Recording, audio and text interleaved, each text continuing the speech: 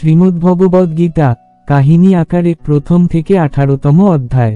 গল্পের শুরুতেই সবাইকে অনুরোধ করছি চ্যানেলটি সাবস্ক্রাইব করবেন এবং বেল আইকনে ক্লিক করে নোটিফিকেশন অন করে রাখবেন, যেন ভিডিও ছাড়ার সাথে সাথে আপনার মোবাইলে নোটিফিকেশন চলে যায় এবং আপনার পরিবার পরিজন বন্ধুবান্ধবকে শেয়ার করবেন।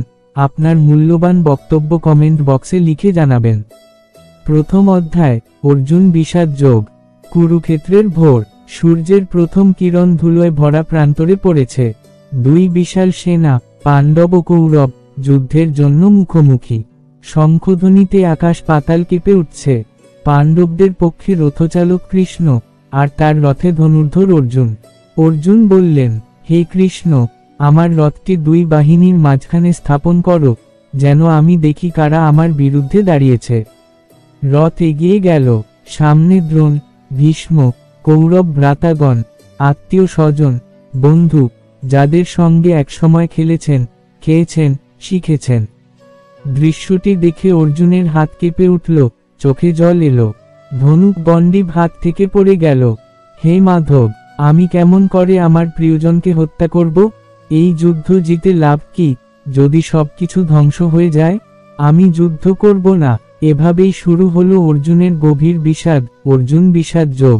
দ্বিতীয় অধ্যায়, সাংখ্য যোগ। কৃষ্ণ শান্ত কণ্ঠে বললেন, অর্জুন, এ দুর্বলতা ক্ষত্রিয়ের জন্য লজ্জার। মৃত্যুকে ভয় করছো কেন? আত্মা কখনো মরে না, এটি অক্ষয়, অবিনশ্বর, নিত্য। দেহ নষ্ট হয়, কিন্তু আত্মা দেহ ত্যাগ করে নতুন দেহ গ্রহণ করে, যেমন পুরনো পোশাক বদলে নতুন পোশাক পরা হয়। তিনি বোঝালেন, জীবনে কর্তব্য পালনই মূল কথা। জয় পরাজয়, সুখ দুঃখ সমানভাবে মেনে নিয়ে কাজ করো। তুমি কর্ম করো, কিন্তু ফলের জন্য আসক্ত হও না। কর্তব্যই তোমার অধিকার, ফল নয়। এখানেই কৃষ্ণ কর্মযোগের প্রথম বীজ রোপণ করলেন। তৃতীয় অধ্যায়, কর্মযোগ। অর্জুন প্রশ্ন করলেন, যদি জ্ঞান শ্রেষ্ঠ হয়, তবে তুমি আমাকে কর্মে কেন প্রেরণা দিচ্ছ? কৃষ্ণ বললেন, কেউই এক মুহূর্ত কর্ম ছাড়া থাকতে পারে না। প্রকৃতি আমাদের বাধ্য করে কাজ করাতে। জ্ঞানীরা কাজ করেন, তবে তা করেন নিঃস্বার্থভাবে, সমাজকে পথ দেখাতে। নিজের ধর্ম পালন শ্রেষ্ঠ, যদিও তা অসম্পূর্ণ হয়। অন্যের ধর্ম অনুকরণ করে নিখুঁত হওয়ার চেয়ে তা ভালো। তিনি সতর্ক করলেন, আলস্য নয়, কর্মই মুক্তির পথ। চতুর্থ অধ্যায়, জ্ঞান কর্ম সন্ন্যাস যোগ। কৃষ্ণ প্রকাশ করলেন প্রাচীন রহস্য। এই যোগ আমি সূর্যদেবকে শিখিয়েছিলাম, তিনি মনুকে, মনু ইক্ষ্বাকুকে, এভাবেই যুগে যুগে চলে এসেছে। সময়ের সঙ্গে তা হারিয়ে গিয়েছিল, তাই আজ তোমাকে বলছি। তিনি অবতারত্বের মর্ম বোঝালেন, যখন ধর্ম ক্ষয় হয় ও অধর্ম বাড়ে, আমি যুগে যুগে অবতীর্ণ হই সাধুদের রক্ষা ও দুষ্টের বিনাশ করতে। জ্ঞান অর্জনের পথ বললেন, গুরুজনের সেবা, শ্রদ্ধা ও জিজ্ঞাসা। পঞ্চম অধ্যায়, সন্ন্যাস যোগ। অর্জুন জিজ্ঞেস করলেন, সন্ন্যাস আর কর্মযোগ কোনটি শ্রেষ্ঠ? কৃষ্ণ বললেন, দুটোই মুক্তি দেয়, তবে নিঃস্বার্থ কর্মযোগ শ্রেষ্ঠ। যে কর্মে আসক্ত নয়, সে আনন্দে থাকে, সুখ দুঃখে অচঞ্চল। এমন যোগী জানে, সে কিছুই করছে না, সবই প্রকৃতি করছে। মন ও ইন্দ্রিয় জয় করলে মানুষ ব্রহ্মে প্রতিষ্ঠিত হয়। ষষ্ঠ অধ্যায়, আত্মসংযম যোগ। কৃষ্ণ বললেন, সত্য যোগী সে, যে নিজের কর্তব্য করে, ফল চায় না। যে নিজের মনকে জয় করে, সে বন্ধু, না হলে শত্রু। যোগ মানে সমতা, একাগ্রতা। তিনি ধ্যানের পদ্ধতি শিখালেন, শান্ত স্থানে বসে, মনকে একাগ্র করে, ব্রহ্মচিন্তায় নিমগ্ন হওয়া। যোগীদের মধ্যে সর্বোচ্চ সেই ভক্ত, যে অন্তরে কৃষ্ণকে ধারণ করে। সপ্তম অধ্যায়, জ্ঞান বিজ্ঞান যোগ। কৃষ্ণ প্রকাশ করলেন, তিনি হলেন সকল সৃষ্টির মূল। তার দুটি প্রকৃতি আছে, অপরা প্রকৃতি, জড়, ও পরা প্রকৃতি, চেতন জীবাত্মা। আমি জলের স্বাদ, সূর্যের আলো, ওঙ্কার, সকল বিদ্যার বীজ, শক্তির উৎস। অধিকাংশ মানুষ মায়ায় আবদ্ধ থেকে আমাকে চেনে না। অষ্টম অধ্যায়, অক্ষর রুক্ষ যোগ।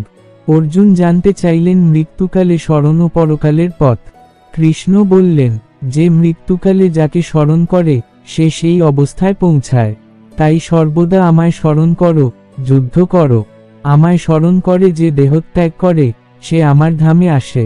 নবম অধ্যায়, রাজবিদ্যা রাজগুহ্য যোগ। কৃষ্ণ বললেন, এই জ্ঞান রাজবিদ্যা ও রাজগুহ্য, শ্রেষ্ঠ ও গোপনতম। আমি সৃষ্টির জনক, ধারণকারী, ধ্বংসকারী। তিনি ভক্তির মাহাত্ম্য বোঝালেন, যে প্রেমভরে পত্র, ফুল, ফল, জল আমাকে দেয়, আমি তা গ্রহণ করি। যে আমাকে স্মরণ করে, সে কখনো বিনষ্ট হয় না। দশম অধ্যায়, বিভূতি যোগ। কৃষ্ণ নিজের অপার বিভূতিগুলির বিবরণ দিলেন। আমি বিষ্ণুদের মধ্যে বিষ্ণু, আলোদের মধ্যে সূর্য, গ্রন্থের মধ্যে বেদ, যোদ্ধাদের মধ্যে রাম, নদীর মধ্যে গঙ্গা। অর্জুন অনুভব করলেন কৃষ্ণের মহিমা সীমাহীন। একাদশ অধ্যায়, বিশ্বরূপ দর্শন যোগ। অর্জুন কৃষ্ণকে তার বিশ্বরূপ দেখাতে অনুরোধ করলেন। কৃষ্ণ দিব্যদৃষ্টি দিলেন।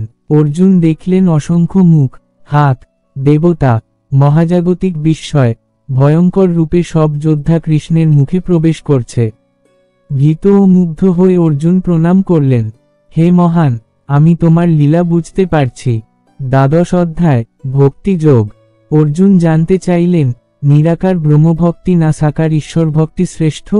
কৃষ্ণ বললেন, যারা প্রেমভরে আমায় পূজা করে, তারা শ্রেষ্ঠ। তবে নিরাকার ভক্তিও মুক্তি দেয়, কিন্তু তা কঠিন। তিনি ভক্তের গুণাবলী বললেন, অহিংসা, ক্ষমা, নম্রতা, সমদৃষ্টি, শান্তি। ত্রয়োদশ অধ্যায়, ক্ষেত্র ক্ষেত্রজ্ঞ বিভাগ যোগ। কৃষ্ণ বললেন, দেহ হল ক্ষেত্র, আত্মা ক্ষেত্রজ্ঞ। ক্ষেত্রের উপাদান পঞ্চভূত, ইন্দ্রিয়, মন, অহংকার। ক্ষেত্রজ্ঞ হল সেই চেতন সত্তা, যে দেহে বাস করে। সত্য জ্ঞান হল ক্ষেত্র ও ক্ষেত্রজ্ঞের পার্থক্য বোঝা। চতুর্দশ অধ্যায়, গুণত্রয় বিভাগ যোগ। তিনি 3 গুণের কথা বললেন। 1. সত্য পবিত্রতা, জ্ঞান। 2. রজ কামনা, কর্মোদ্যম। 3. তম অজ্ঞতা, অলসতা। গুণত্রয়ের ঊর্ধ্বে উঠলেই মানুষ মুক্ত হয়। পঞ্চদশ অধ্যায়, পুরুষোত্তম যোগ। কৃষ্ণ বললেন, সৃষ্টি এক অশ্বত্থ বৃক্ষের মতো, যার মূল উপরে আধ্যাত্মিক, শাখা নিচে ভৌতিক। মূল কেটে পুরুষোত্তমের শরণ নিলে মুক্তি মেলে। ষোড়শ অধ্যায়, দৈবাসুর সম্পদ বিভাগ যোগ। দৈবগুণ, ভয়হীনতা, সত্যবাদিতা, করুণা। অসুরগুণ, অহংকার, ক্রোধ, লোভ। দৈবগুণ মুক্তির পথ, অসুরগুণ বন্ধনের। সপ্তদশ অধ্যায়, শ্রদ্ধাত্রয় বিভাগ যোগ। মানুষের শ্রদ্ধা 3 গুণে বিভক্ত, সাত্ত্বিক, রজসিক, তামসিক। খাদ্য, যজ্ঞ, তপস্যাও এই 3 গুণে হয়। ওম তৎসৎ, এই 3 শব্দ ব্রহ্মের প্রতীক। অষ্টাদশ অধ্যায়, মোক্ষ সন্ন্যাস যোগ। কৃষ্ণ বললেন, সত্য সন্ন্যাস হল কামনা ত্যাগ, কর্তব্য পালন। মানুষের ধর্ম তার প্রকৃতি অনুযায়ী, ব্রাহ্মণ, ক্ষত্রিয়, বৈশ্য, শূদ্রের কর্তব্য আলাদা।